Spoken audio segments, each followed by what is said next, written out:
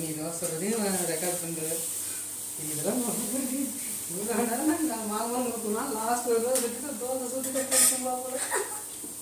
Morning breakfast dosa ready. எப்படி இப்போ இதை அரைக்கணும். இது அவனோடது தான். இப்போ தோசை இறக்கணும்னு சொல்லலாம். யாரையும் உனக்கு சோறு ரெடி ஆகிட்டு வெயிட் பண்ணு. ஊரை தாண்டி வச்சுருவேன். அவன் மைண்ட் வயசு மம்மி ஏமாத்தான் மம்மி லேட்டாக கூட கொடுக்கணும். ஏமாத்தான் தான் கொடுக்க முடியுமா? சரி, அவனுக்கு அப்போ தூக்கி வச்சுக்கலாமா? நான் தோசையில் போட்டு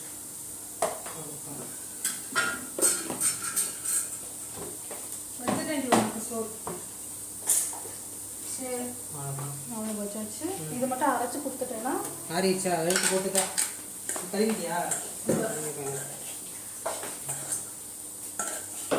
இது நல்லா ஆறிடுச்சு. தெரியுதா? இதை வந்து நம்ம அரைச்சி எடுத்துச்சு.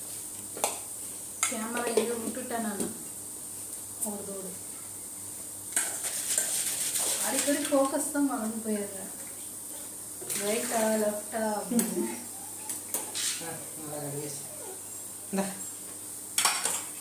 போட்டு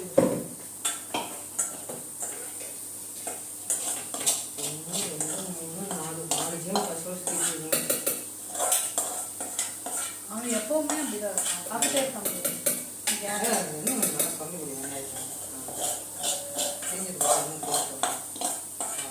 இல்லை, மறுபடியும் இதில் வந்து நான் அலசி முடிச்சிட்டேன்.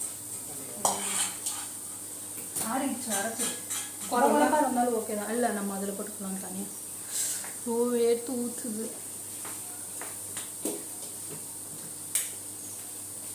சூடாக இருந்தால் செதறிட்டு வராது தானே? ஆகாது ஆகாது.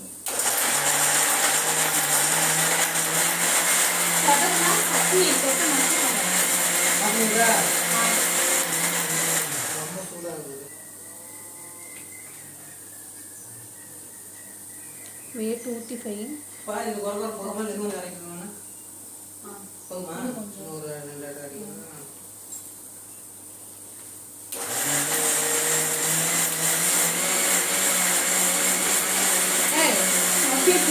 போதுமா?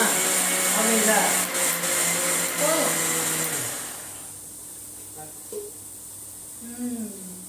வாசமே நல்லா தான் இருக்கும்.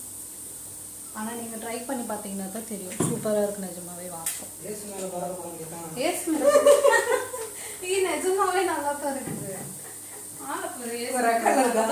அடிச்சிட வேண்டிய நான் ஃபுல்லாக ரெக்கார்ட் பண்ணி வச்சுருக்கேன். இதை நான் எங்கன்னு போய் ஈஸ்வரா தெம்புகுடு மாண்டவரே வெள்ளத்தை குடு மாண்டவரே அடிச்சிட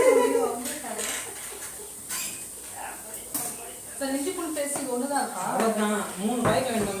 அன்னைக்கு நான் ஒரு பாய்க்கு செஞ்சேன், இன்னொரு பாய்க்கு எங்கன்னே தெரியல. சொன்னதெல்லாம் நான் அப்படியே பிரித்து சாப்பிட்றேன்னா நான் அந்த லிவர் செஞ்சதுலாம் அப்போ போட்டுட்டேன்.